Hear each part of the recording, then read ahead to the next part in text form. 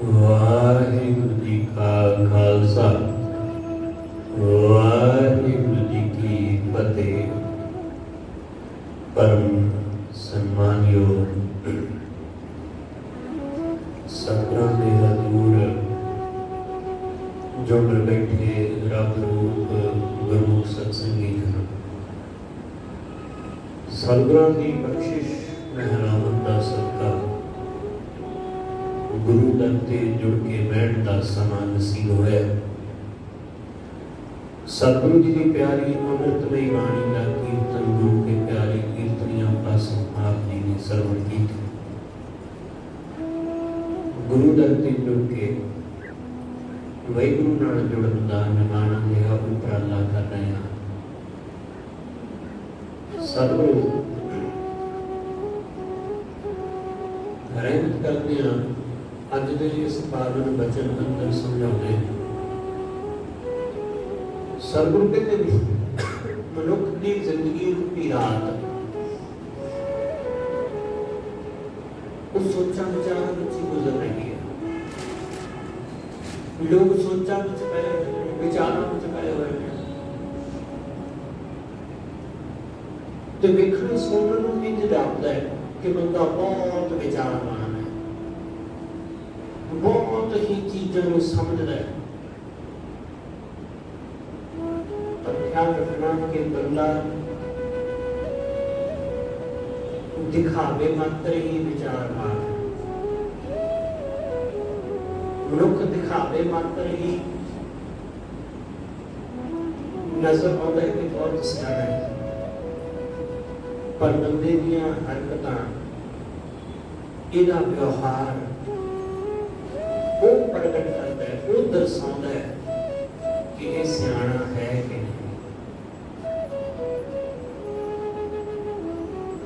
असीं गल्लां करके सियाने नहीं होंदे, बेशक गल्लां नाल लोकां नूं ये प्रगट करना चाहुंदे हां कि असीं बहुत सियाने हां।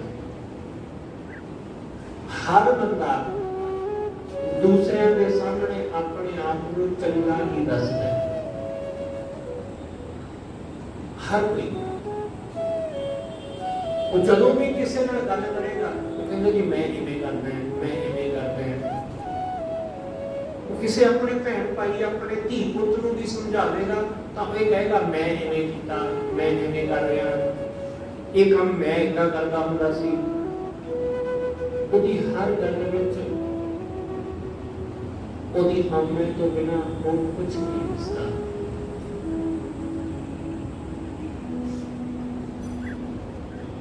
ਬੰਦਾ ਹੰਕਾਰ ਵਿੱਚ ਇਹ ਭੁੱਲ ਜਾਂਦਾ ਹੈ ਕਿ ਮੇਰੀ ਜੀਵਨ ਸ਼ੈਲੀ ਕੁਝ ਹੋਰ ਹੈ, ਦੂਸਰੇ ਆਦਮੀ ਦੀ ਜੀਵਨ ਸ਼ੈਲੀ ਕੁਝ ਹੋਰ ਹੈ। मेरा एक वखरा जीवन है, किसी दूसरे का वखरा जीवन है। ਜਿਹੜੀਆਂ ਗੱਲਾਂ ਮੇਰੇ ਤੇ ਲਾਗੂ ਹੁੰਦੀਆਂ ਉਹ ਜ਼ਰੂਰੀ ਨਹੀਂ ਹੈ ਕਿ ਦੂਸਰੇ ਤੇ ਵੀ ਉਹੀ ਲਾਗੂ ਹੋਣ। ਜਿਨ੍ਹਾਂ ਵੇਲਿਆਂ ਵਿੱਚ ਜਿਸ ਦੌਰ ਵਿੱਚ ਅਸੀਂ ਰਹੇ ਹਾਂ ਉਸ ਦੌਰ ਵਿੱਚ ਅਗਲੀ ਪੀੜ੍ਹੀ ਨਹੀਂ ਹੋਵੇਗੀ, ਉਹਨਾਂ ਦਾ ਦੌਰ ਵੱਖਰਾ ਹੋਵੇਗਾ, ਉਹਨਾਂ ਦਾ ਜ਼ਮਾਨਾ ਵੱਖਰਾ ਹੋਵੇਗਾ। ਸਾਡੇ ਬਜ਼ੁਰਗਾਂ ਦਾ, ਸਾਡੇ ਮਾਂ-ਬਾਪ ਦਾ ਦੌਰ ਵੱਖਰਾ ਸੀ, ਉਹਨਾਂ ਦਾ ਜ਼ਮਾਨਾ ਵੱਖਰਾ ਸੀ। ਇਸ ਲਈ ਸਿਆਣਾ ਬੰਦਾ ਉਹ ਇਹ ਨਹੀਂ ਕਹਿੰਦਾ ਕਿ ਮੈਂ ਇਵੇਂ ਕਰਦਾ ਸੀ, ਮੈਂ ਇਵੇਂ ਕਰਦਾ ਸੀ। ਉਹ ਕਹਿੰਦਾ ਕਿ ਮੈਂ ਆਪਣੇ ਜ਼ਮਾਨੇ ਦੇ ਮੁਤਾਬਕ, ਆਪਣੇ ਦੌਰ ਦੇ ਮੁਤਾਬਕ ਜੋ ਠੀਕ ਸੀ ਜਾਂ ਸਹੀ ਲੱਗਦਾ ਸੀ ਮੈਨੂੰ ਮੈਂ ਉਹ ਕੀਤਾ। ਤੁਸੀਂ ਆਪਣੇ ਹਿਸਾਬ ਨਾਲ ਸਹੀ ਕਰੋ ਜੋ ਤੁਹਾਨੂੰ ਲੱਗਦਾ ਹੈ ਕਿ ਅੱਜ ਦੇ ਦੌਰ ਮੁਤਾਬਕ ਠੀਕ ਹੈ, ਤੁਸੀਂ ਉਹ ਕਰੋ। ਸਿਆਣੇ ਬੰਦੇ ਦੀ ਮੱਤ ਇਹ ਹੈ। ਤੇ ਮੂਰਖ ਆਦਮੀ ਜਿਹੜਾ ਖੁਦ ਨੂੰ ਸਿਆਣਾ ਦੱਸਦਾ ਉਹ ਕਹਿੰਦਾ ਕਿ ਜਿਵੇਂ ਮੈਂ ਕਰਦਾ ਸੀ ਤੁਸੀਂ ਵੀ ਉਵੇਂ ਕਰੋ, ਜਿਵੇਂ ਮੈਂ ਜੀਵਨ ਜੀਵਿਆ ਤੁਸੀਂ ਵੀ ਉਵੇਂ ਜੀਵੋ। ਇਸ ਲਈ ਬੰਦਾ ਸਿਰਫ ਗੱਲੀ ਬਾਤੀ ਹੀ ਸਿਆਣਾ ਹੈ। ਸਿਰਫ ਗੱਲਾਂ ਕਰਨ ਵਿੱਚ ਹੀ ਸੂਝਵਾਨ ਹੈ, ਵਿਚਾਰਵਾਨ ਹੈ, ਪਰ ਅਸਲ ਜ਼ਿੰਦਗੀ ਵਿੱਚ ਵਿਚਾਰਵਾਨ ਹੈ। ਸਤਿਗੁਰੂ ਕਹਿੰਦੇ ਬੰਦੇ ਦੀ ਜ਼ਿੰਦਗੀ ਇਹ ਸੋਚਦਿਆਂ ਵਿਚਾਰਦਿਆਂ ਹੀ ਗੁਜ਼ਰ ਰਹੀ ਹੈ। ਇਹ ਵੇਖਿਆ ਗਿਆ ਹੈ ਧਰਮ ਦੀ ਦੁਨੀਆ ਵਿੱਚ, ਖਾਸ ਕਰਕੇ ਧਰਮ ਦੀ ਦੁਨੀਆ ਵਿੱਚ ਉਹ ਲੋਕ ਬਾਜ਼ੀ ਜਿੱਤ ਜਾਂਦੇ ਨੇ ਜਿਹੜੇ ਬਹੁਤੇ ਸੋਚਾਂ ਵਿਚਾਰਾਂ ਵਿੱਚ ਨਹੀਂ ਕਰਦੇ। ਉਹ ਲੋਕ ਹਾਰ ਜਾਂਦੇ ਨੇ, ਖਾਲੀ ਰਹਿ ਜਾਂਦੇ ਨੇ ਜਿਹੜੇ ਬਹੁਤੀਆਂ ਸੋਚਾਂ ਵਿਚਾਰਾਂ ਵਿੱਚ ਪੈਂਦੇ।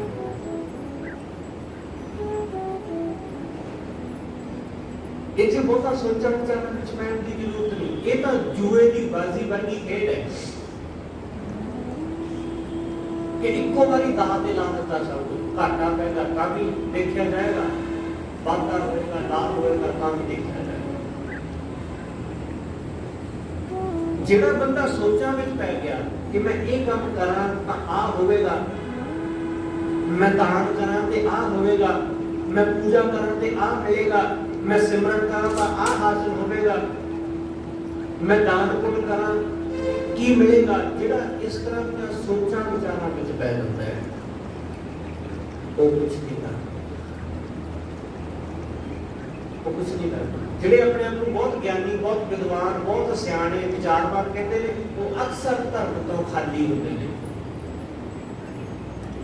ਕਿਉਂਕਿ ਉਹ ਸੋਚੀ ਜਾਂਦੇ ਨੇ ਚੀਜ਼ਾਂ, ਉਹ ਚੀਜ਼ਾਂ ਨੂੰ ਸੋਚੀ ਜਾਂਦੇ ਨੇ। ਮੂਰਖ ਆਦਮੀ ਦੇਖੀ ਜਾਂਦਾ ਹੈ ਕਿ ਕੀ ਕਰਾਂ ਕੀ ਨਾ ਕਰਾਂ,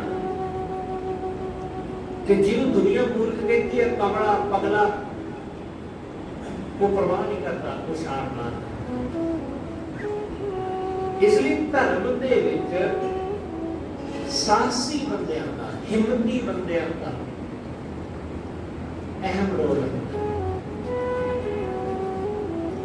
ਧਰਮੀ ਬੰਦਾ ਹਿੰਮਤੀ ਹੈ, ਬਹੁਤ ਜ਼ਿਆਦਾ ਹਿੰਮਤੀ, ਬਹੁਤ ਜ਼ਿਆਦਾ। ਐਸੀ ਹਿੰਮਤ ਕਿ ਉਹ ਪਰਵਾਹ ਨਹੀਂ ਕਰਦਾ ਕਿਸੇ ਵੀ ਗੱਲ ਦੀ, ਉਹ ਸੋਚ ਵਿਚਾਰ ਵਿੱਚ ਪੈਂਦਾ ਹੈ। ਤੁਸੀਂ ਕਦੇ ਵਿਚਾਰਨਾ ਇਸ ਗੱਲ ਕਿ ਜਦੋਂ ਗੁਰੂ ਗੋਬਿੰਦ ਸਿੰਘ ਸਾਹਿਬ ਮਹਾਰਾਜ ਨੇ ਸਿੱਖਾਂ ਦੇ ਕੋਲੋਂ ਸਿਰ ਦੀ ਮੰਗ ਕੀਤੀ, ਤਾਂ ਜਿਹੜੇ ਲੋਕ ਸੋਚਾਂ ਵਿਚਾਰਾਂ ਵਿੱਚ ਪਏ ਸਨ, ਬਹੁਤ ਆਪਣੇ ਆਪ ਨੂੰ ਸੋਚਵਾਨ, ਵਿਚਾਰਵਾਨ ਕਹਿੰਦੇ ਸਨ, ਉਹਨਾਂ ਵਿੱਚੋਂ ਕੋਈ ਨਾ ਉੱਠਿਆ ਆਪਣਾ ਸਿਰ ਦੇਣ ਵਾਸਤੇ। ਉੱਠਿਆ ਕੌਣ?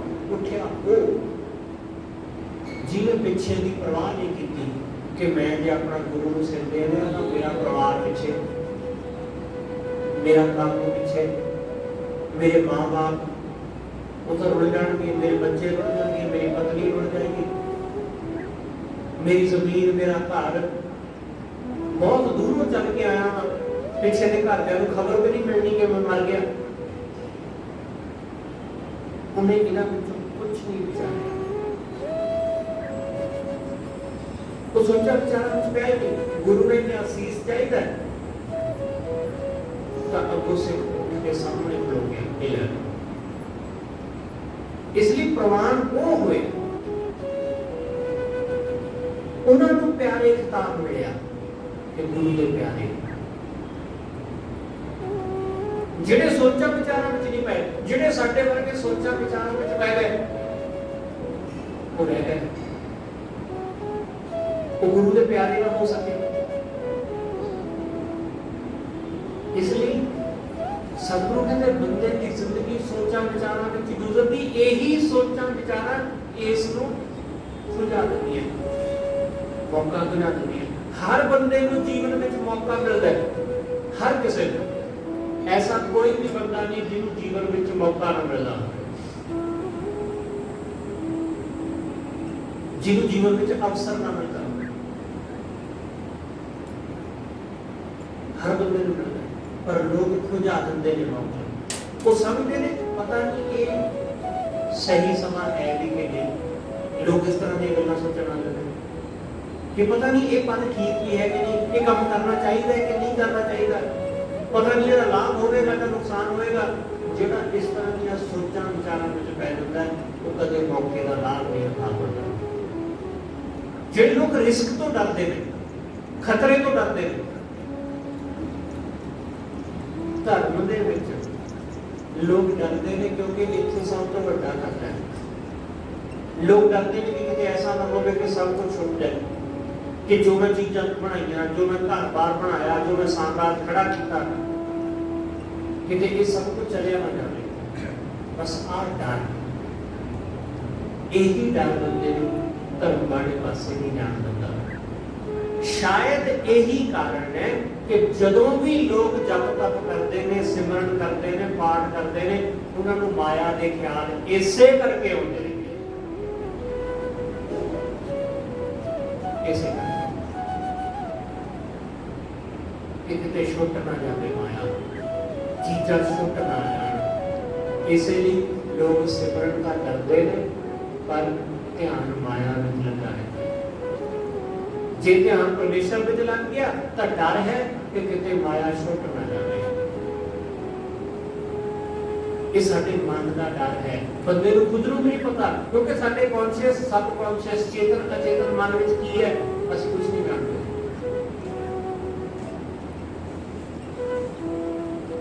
ਬਹੁਤ ਕੁਝ ਹੈ ਜੋ ਸਾਡੀ ਜਾਣਕਾਰੀ ਤੋਂ ਪਰੇ, ਜਿਹਦੇ ਤੋਂ ਅਸੀਂ ਅਣਜਾਣ ਹਾਂ। ਇਸ ਲਈ ਸਾਡੇ ਸਬ ਕੌਨਸ਼ੀਅਸ ਵਿੱਚ ਬਹੁਤ ਕੁਝ ਬੈਠਾ ਹੈ ਤੇ ਕੌਨਸ਼ੀਅਸ ਵਿੱਚ ਵੀ ਬਹੁਤ ਕੁਝ। ਕਈ ਵਾਰੀ ਕੌਨਸ਼ੀਅਸ ਨੂੰ, ਚੇਤਨ ਨੂੰ ਪਤਾ ਹੀ ਨਹੀਂ ਲੱਗਦਾ ਹੈ ਕਿ ਅਸੀਂ ਕੀ ਕਰ ਜਾਂਦੇ ਹਾਂ, ਕੀ ਬੋਲ ਜਾਂਦੇ ਹਾਂ। ਕਈ ਵਾਰੀ ਕਿਸੇ ਨੂੰ ਅਸੀਂ ਕੁਝ ਕਹਿ ਦਿੰਦੇ ਹਾਂ ਤਾਂ ਸਾਨੂੰ ਬਾਅਦ ਵਿੱਚ ਫਿਰ ਦੱਸਣਾ ਪੈਂਦਾ ਕਿ ਮੇਰਾ ਇਹ ਮਤਲਬ ਨਹੀਂ ਸੀ। ਹੁਣ ਗੱਲ ਤਾਂ ਕਹਿ ਦਿੱਤੀ, ਜੋ ਜ਼ੁਬਾਨ ਵਿੱਚ ਆਇਆ ਉਹ ਕਹਿ ਦਿੱਤਾ, ਫਿਰ ਸਾਨੂੰ ਇਹ ਕਹਿਣਾ ਪੈਣਾ ਕਿ ਮੇਰਾ ਇਹ ਮਤਲਬ ਨਹੀਂ ਸੀ, ਮੇਰਾ ਹੋਰ ਮਤਲਬ ਸੀ। ਇਹ ਸਾਡੇ ਕੌਨਸ਼ੀਅਸ ਤੇ ਸਬ ਕੌਨਸ਼ੀਅਸ ਦੀ ਖੇਡ ਹੈ। ਉਹ ਸਾਡੇ ਅੰਦਰ ਸੀ ਤਾਂ ਹੀ ਉਹ ਸਾਡੇ ਬਾਹਰ ਹੋ ਗਿਆ, ਕਿਉਂਕਿ ਜਿਹੜੀ ਗੱਲ ਸਾਡੇ ਅੰਦਰ ਨਾ ਹੋਵੇ ਉਹ ਸਾਡੇ ਬਾਹਰ ਕਿੱਦਾਂ ਆਊਗੀ।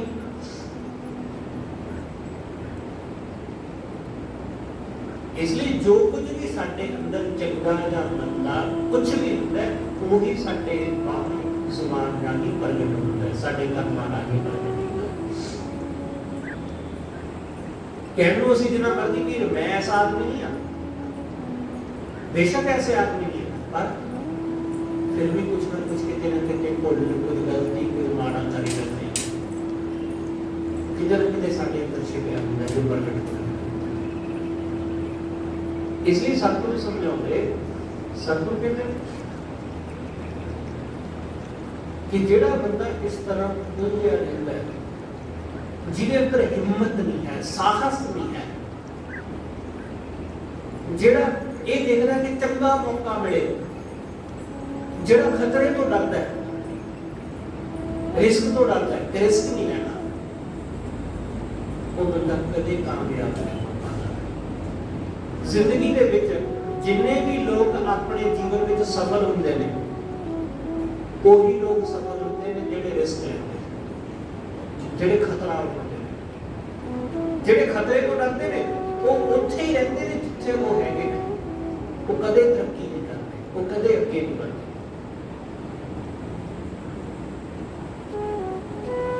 ਤਰੱਕੀ ਕਰਨ ਵਾਸਤੇ ਥੋੜੀ ਹਿੰਮਤ ਚਾਹੀਦੀ ਹੈ, ਅੱਗੇ ਵਧਣ ਵਾਸਤੇ ਹੌਸਲਾ ਚਾਹੀਦਾ ਹੈ। ਇਸ ਲਈ ਇਸ ਦੁਨੀਆ ਵਿੱਚ ਮਿਹਨਤ ਕਰਨ ਵਾਲੇ ਬੇਅੰਤ ਲੋਕ ਨੇ, ਪਰ ਸਫਲ ਕੁਝ ਕੁ ਗਿਣੇ ਚੁਣੇ ਲੋਕ ਹੁੰਦੇ ਨੇ।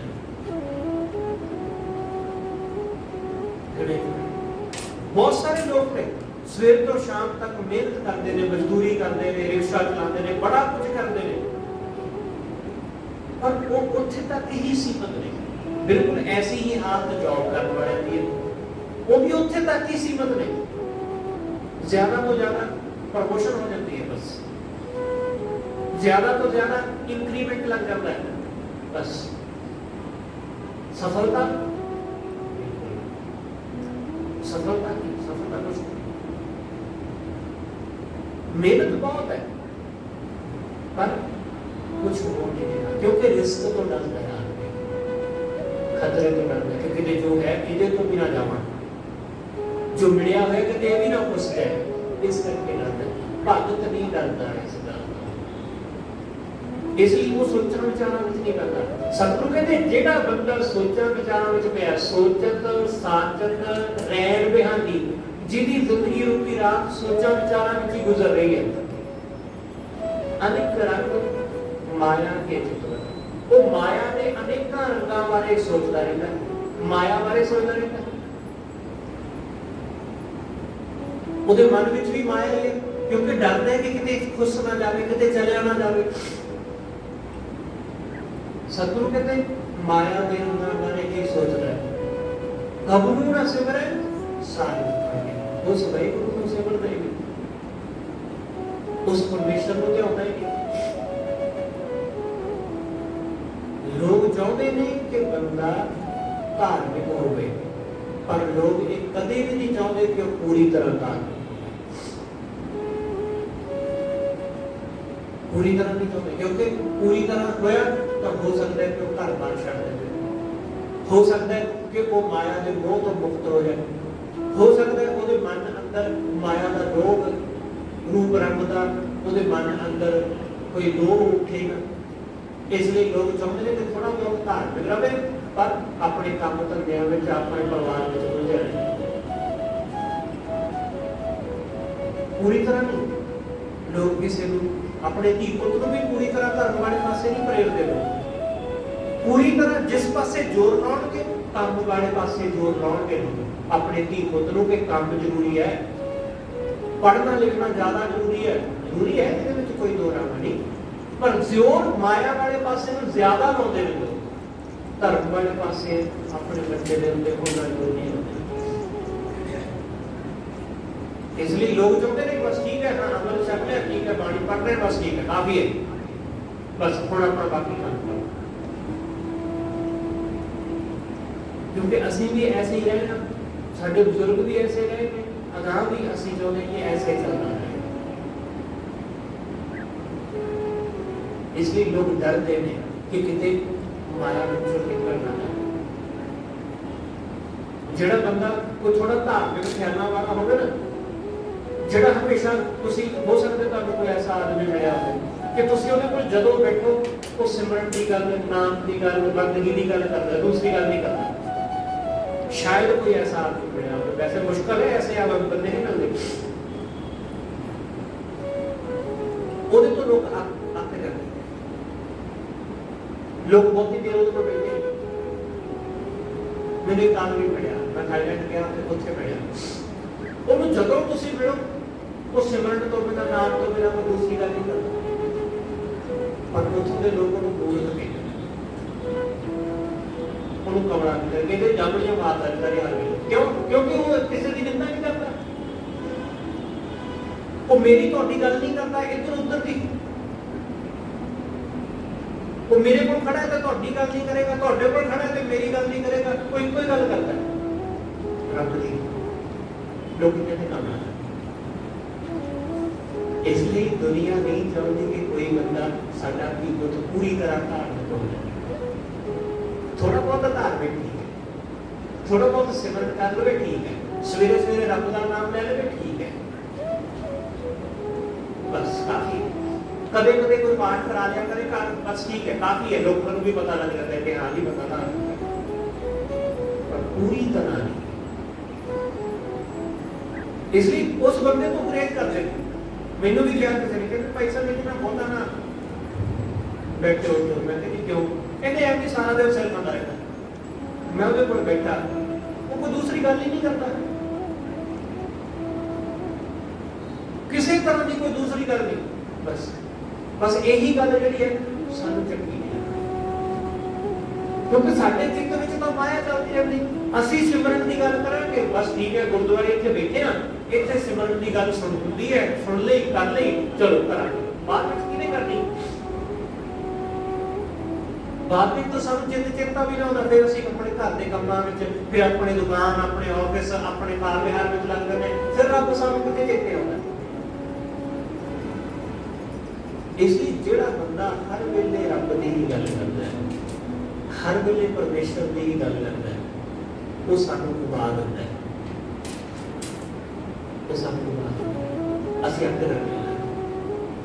सतगुरु कहते बंदा अनेक रंग माया के चितवत, असीं माया दियां ही चितवलियां चितवदे रहंदे हर वेले। कबहू ना सिमरै सारंग मांगे, कदे कदाई असीं रब नूं सिमरदे हां, कदे कदे ते सिमरन करदे भी साडा ध्यान माया विच ही रहिंदा। इसलिए सतगुरु कहते कबहू ना सिमरै, कदे भी नहीं सिमरदा, खाली रहता है। अन दे मूसा लाज टुकाई। सतगुरु कहते जिवें एक चूहा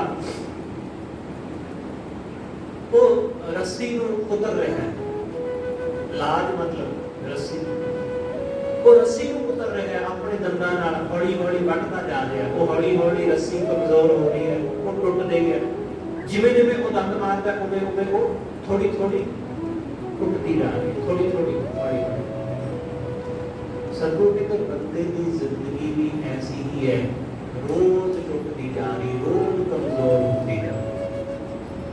साडे जीवन की लोड़ जब चूहा रोज किस रहा है, रोज कुरक रहा है, थोड़ा थोड़ा असीं रोज मर रहे हैं थोड़ा थोड़ा। अंतिम मूसा लाज टुकाई, टुकदा जा रहा है चूहा,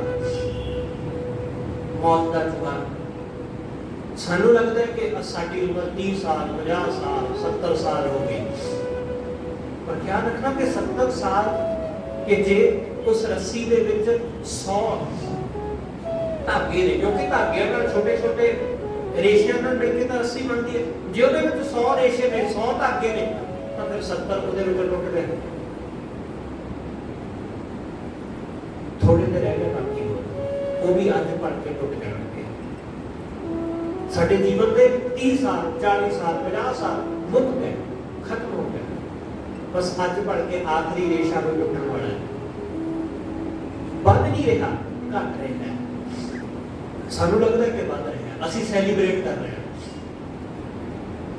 कि मेरी 50वीं वर्षगांठ, गोल्डन जुबली, कोई 75 मना रहा है, कोई 100 साल के करीब हो गया, लोग मना रहे हैं, उस दिन सेलिब्रेट कर रहे हैं, पर कोई जानते ही नहीं है कि जीवन के इतने साल गुजर गए हैं। शायद इसे करके उस केक के उत्ते मोमबत्ती रख के उसे बंदे तो फूक मरवाई करनी कि तेरी जिंदगी ने इतने साल कट गए, गुजर गए, हाले भी होश कर, हाले भी मौका है, समझ कि ये जीवन इस जगती हुई मोमबत्ती का अचानक बुझ जाएगा।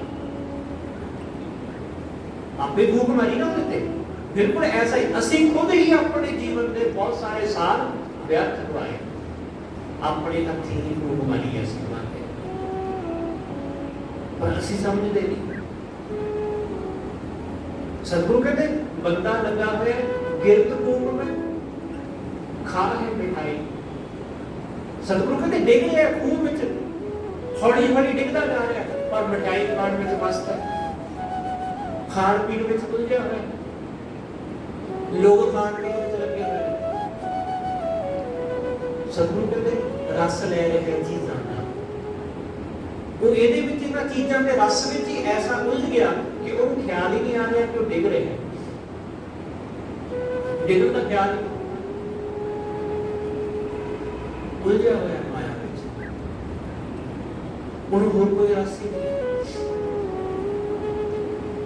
ਕਿਉਂਕਿ ਜਿਸ ਬੰਦੇ ਦਾ ਜਿੱਥੇ ਰਸ ਹੈ ਉਹ ਉਸੇ ਚੀਜ਼ ਨੂੰ ਬਚਾਉਂਦਾ ਹੈ, ਉਹਦੇ ਨਾਲ ਹੀ ਜੁੜਦਾ ਹੈ। ਇੱਕ ਬਹੁਤ ਵੱਡਾ ਮਿਸਾਲ ਹੈ, ਉਹ ਕਿਸੇ ਜਗ੍ਹਾ ਕਿਸੇ ਪਾਰਟੀ ਦੇ ਵਿੱਚ ਕਿਸੇ ਲੋਕ ਆਪਣੇ ਯਾਰਾਂ ਮਿੱਤਰਾਂ ਦੇ ਵਿੱਚ ਬੈਠਾ ਹੋਵੇਗਾ, ਕਿਸੇ ਫਿਲਮ ਦੀ ਸਟੋਰੀ ਸੁਣ ਰਿਹਾ ਸੀ, ਤਾਂ ਜਦੋਂ ਉਹ ਫਿਲਮ ਦੀ ਸਟੋਰੀ ਸੁਣਾਉਣ ਵਾਲੇ ਨੇ ਫਿਲਮ ਦੀ ਸਟੋਰੀ ਸੁਣਾ ਦਿੱਤੀ ਤਾਂ ਉਹਨੇ ਥੋੜੀ ਬਹੁਤ ਸ਼ਰਾਬ ਵੀ ਪੜਾਈ, ਬੈਠੇ ਸਨ ਤੇ ਪੀ ਰਹੇ ਸਨ, ਨਾਟਕ ਸੁਣ ਰਹੇ ਸਨ, ਤੇ ਉਸਨੇ 4 ਬੋਤਲਾਂ ਨਾਲ ਦੇ ਦਿੱਤੀਆਂ, ਬਹੁਤ ਵੱਡਾ ਫਿਲਮ ਸਟਾਰ ਹੈ, 4 ਬੋਤਲਾਂ ਨੂੰ ਦੇ ਦਿੱਤੀਆਂ ਕਿ ਪ੍ਰੋਡਿਊਸਰ ਨੇ ਕਿ ਆ ਤੁਸੀਂ ਮੇਰੇ ਵੱਲੋਂ ਤੁਹਾਡੇ ਲਈ ਗਿਫਟ, ਉਹ ਲੈ ਕੇ ਪੀਤੀ ਉਹਨੇ ਪਹਿਲਾਂ ਬਾਬਾ 4 ਬੋਤਲਾਂ ਨੂੰ ਕੋਲ ਦੇ ਦਿੱਤੀਆਂ ਕਿ ਲੈ ਭਾਈ ਲੈ ਜਾ।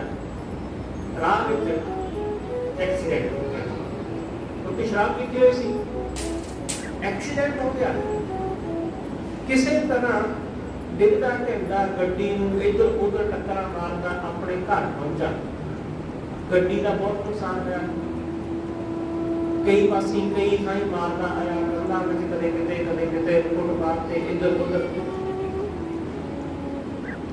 ਤੇ ਕਿਸੇ ਟਰਾਲੇ ਨਾਲ ਟਕਰਾ ਗਿਆ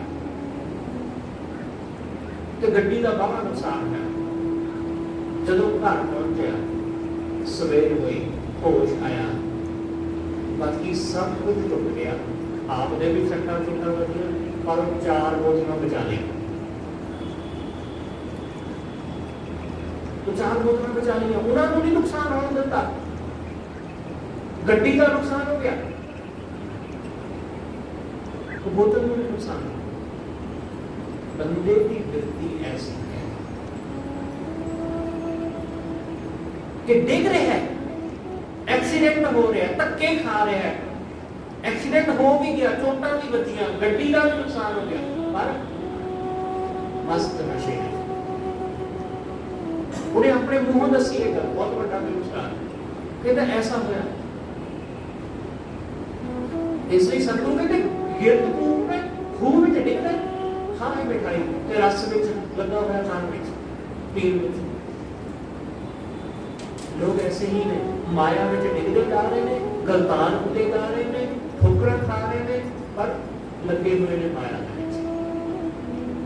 परवाह नहीं इस गल दी कि की वापर है। सतगुरु कहते सोचत साचत रहन बेहानी, सोचदे विचारदे जिंदगी लंघदी जा रही है। अनेक रंग माया के चितवत कब न सिमरै सार पागी। माया दी गल्लां चितवदा रहंदा है, सोचदा रहंदा है, पर उस सार पाठ परमेश्वर को कदे नहीं चितवदा, उस परमात्मा को कदे नहीं चितवदा रहा। ध्रुव की छाया नेजल ढेर बाटे, बंदे ने ध्रुव कहते ने दरख्त, दरख्त की शान हमेशा रहने वाली समझ लिया, ते उस दरख्त की शान हेठ घर बना लिया, निश्चल घर बन लिया, उत्थे रहन पक्का घर बना लिया। और दरख्त की शान हमेशा थोड़ी टिकती, सवेरे एक पासे है, दोपहर दूसरे पासे है, शाम हुई तीसरे पासे है, अंधेरा होया मिट गई। सतगुरु कहते ध्रुव की छाया, दरख्त की शान निश्चल कर बन गया, और पक्का समझ के रह गया, और पक्का समझ लिया कि ये पक्की इत्थे टिकी रहेगी। कदे दरख्त की शान हमेशा टिकी, किसी की भी परछाई कदे हमेशा टिकी। सतगुरु कहते कदे नहीं टिकती, पर मूर्ख बंदा दरख्त की शान को पक्का समझ ले। ये संसार की माया, ये छाया ऐसी है कि हमेशा नहीं रहती। सानू जो रुतबा मिले, जो सानू पौधा मिले, ये हमेशा थोड़ी ना रहेगा, ये हमेशा थोड़ी ना रहेगा। पर असी होगा हंकार करके बैठे हो कि मैं तो हमेशा रहना। किसी किसी बंदे को दूसरा मौका मिल जाता है, दूसरी बारी मुख्यमंत्री बनता, दूसरी बारी प्रधानमंत्री बनता, दूसरी बारी कुर्सी पे बैठता, दूसरी बारी कुछ करता, तो बंदा इस गल का हंकार करने लग पे। इस गल की हौंबे करे कि देखो मैंने दोबारा फिर चुन लिया लोगों ने। उन्होंने इस गल का हंकार करने की बजाय सगों रब का शुक्रगुजार होना चाहिए कि परमेश्वर ने दोबारा फिर उस जगह बख्श। पर लोग हंकार करते हैं, लोग हौंबे करते हैं, वो कहते मैं तो आना ही सी, मैंने लोग पसंद ही ना करते, वो हंकार करते हैं। इस गल का वो हौंबे करते हैं कि ख्याल रखना। तो फिर वो इस तो बाद जब हुण उहदे कोल ये अहुदा पुछेगा तो दोबारा नहीं आवेगा, वो दोबारा नहीं आवेगा, दोबारा फिर ना था भी नहीं लगता। इस करके सतगुरु कहते बंदा उस दरख्त की शान फड़ के बैठा है कि मैं तो इत्थे बैठा ही रहांगा। दरख्त की शान तो टिकी रहेगी, माया कदे किसी बंदे को नहीं टिकती, कुछ समय लिए टिकती है, फिर वही हाल। तुसी कदे पीढ़ियों का इतिहास पढ़ के देखो, एक पीढ़ी मेहनत करती है, दूसरी रच के खाती है, तीसरी ਉਹਨੂੰ ਉਡਾਉਂਦੀ ਹੈ, चौथी फिर कंगाल हो जाती है। ये सिलसिला इसे तरह चलता है। फिर पांचवी पीढ़ी फिर मेहनत करती है, फिर वो अगली पीढ़ी उसी तरह करती, एक सिलसिला लगातार चलता रहता है। सानू अपनी पीढ़ियां का बहुता पता नहीं, पर साडे सारियां दी पीढ़ियां ऐसियां ही ने, साडे सब दे बुजुर्ग ऐसे ही ने, असीं सब ऐसे। साडे माँ बाप ने बहुत मेहनत की, असीं उन्हां दी मेहनत दा खा लैंदे हां। फिर साडे बच्चे वो मेहनत वाले पासे नहीं जाते, वो कहते कि ठीक है बापू का है भैया। फिर अना उन्हां दे बच्चे वो अना देखण जो कि असीं बचांगे। ऐसा ही है सिलसिला, सदियों तो ऐसा ही होता आ रहा है। पर हमेशा कदे भी माया स्थिर नहीं रहती किसी को, पर बंदा हंकार करता है कि मैं तो हमेशा सामने। सतगुरु कहते ध्रुव की छाया निंचल घिर बंदिया, कार है फांस सख्त सर संदिया। कार की फाही, मौत की फाही डर पई है, कार के फांस ते सख्त सर। माया ने ऐसा खिंच के तीर मारिया बंदे नूं कि बंदा माया दे विच बेसुध होया, मरिया नहीं बेहोश, बेसुध कि सुध ही नहीं, कोई खबर ही नहीं कोई। मैं सुनिया कि एक आदमी वो रोज शाम को शराब पीने वास्ते मैं खाने में जाता शराब कर। शाम का वक्त होंदा सी तो अपने नाल एक लालटेन लेके जाता सी, क्योंकि रात में पूरा दिन में किहड़ा स्ट्रीट लाइटां सन जां होर टॉर्च वगैरह सन, लालटेन अपने कोल लेके जाना उन्हें शाम, क्योंकि पी पू के हनेरे होए रात हनेरी ते वापस मुड़दा सी।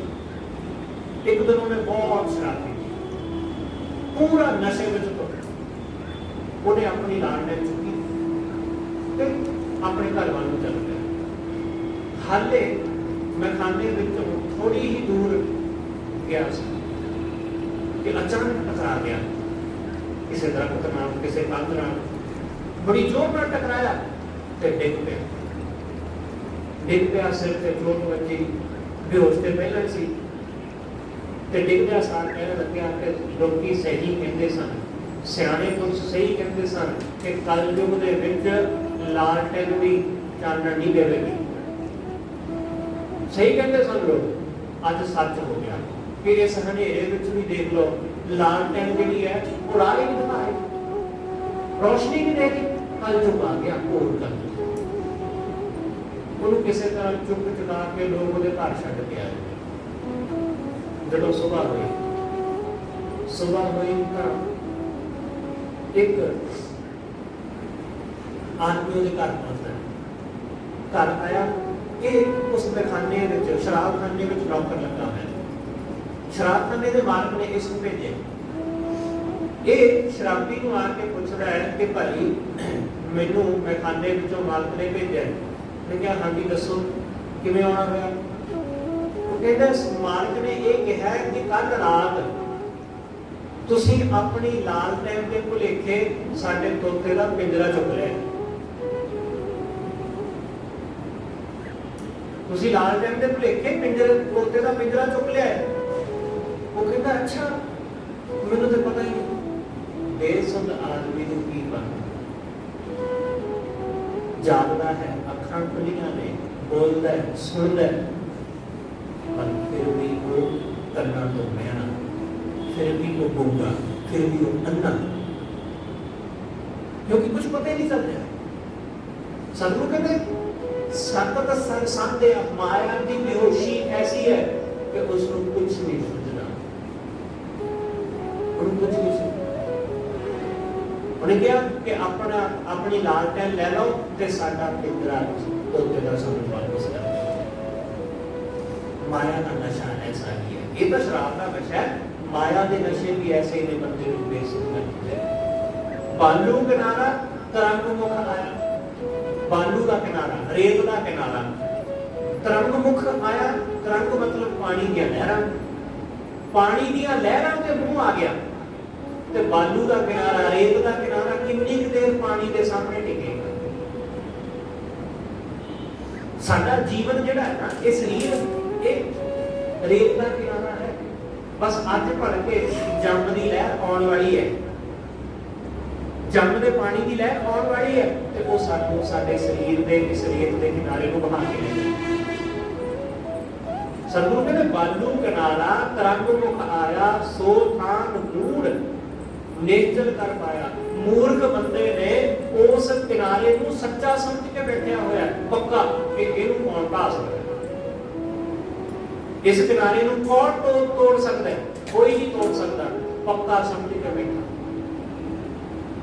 ख्याल रखना कि रेत के किनारे ते तां जिहड़े रेत का किनारा ना वो तो कच्चा है, पर बहुत दफा ऐसा होता है कि जब पानी आता है ना समुद्र की लहर, वो पक्कियां घरों भी जड़ों पुट लगी, पक्कियां भी पुट के लगी। सतगुरु कहते जान जरा इस इसलिए जान कि तू पक्का समझ के बैठा कि मैनू तक कोई हरा ही नहीं सकता। सतगुरु कहते वो मौत सर्व मुलाकात, इसलिए जरा होश कर, जाग, साध संगत जपियो हर राय। गुरु के संग जुड़ के, साधु के संग जुड़ के उस परमेश्वर को जप, उन्हें सिमर, नानक जीवै हर गुण गाए। नानक उस परमात्मा के गुण गा के जाता है, ਉਹਦੇ ਗੁਣ ਗਾ ਕੇ ਹੀ ਰਸ ਤੇ ਆਨੰਦ ਹੈ, ਉਹਦੇ ਗੁਣ ਗਾ ਕੇ ਹੀ ਹੋਸ਼ ਆਉਂਦਾ ਹੈ, ਉਹਦੇ ਗੁਣ ਗਾ ਕੇ ਹੀ ਅਸੀਂ ਮਾਇਆ ਦੀ ਬੇਹੋਸ਼ੀ ਵਿੱਚੋਂ ਜਾਗਦੇ ਹਾਂ, ਉਹਦੇ ਗੁਣ ਗਾ ਕੇ। ਸਤਿਗੁਰੂ ਰਹਿਮਤ ਕਰੇ ਆਪਾਂ ਸਭ ਉਸ ਪਰਮੇਸ਼ਰ ਦੇ ਗੁਣ ਗਾ ਕੇ ਮਾਇਆ ਦੇ ਇਸ ਨੀਂਦ ਵਿੱਚੋਂ ਜਾਗ ਸਕੀਏ। ਹੋਈਆਂ ਭੁੱਲਾਂ ਦੀ ਖਿਮਾ ਸਤਿਗੁਰੂ ਜੀ ਅਤੇ ਆਪ ਸਰਬੱਤ ਬਖਸ਼ਣ ਜੋ ਭੁੱਲਾਂ ਵਰਤ ਦਾ ਅੰਤ ਦੀ। ਵਾਹਿਗੁਰੂ ਜੀ ਕਾ ਖਾਲਸਾ, ਵਾਹਿਗੁਰੂ।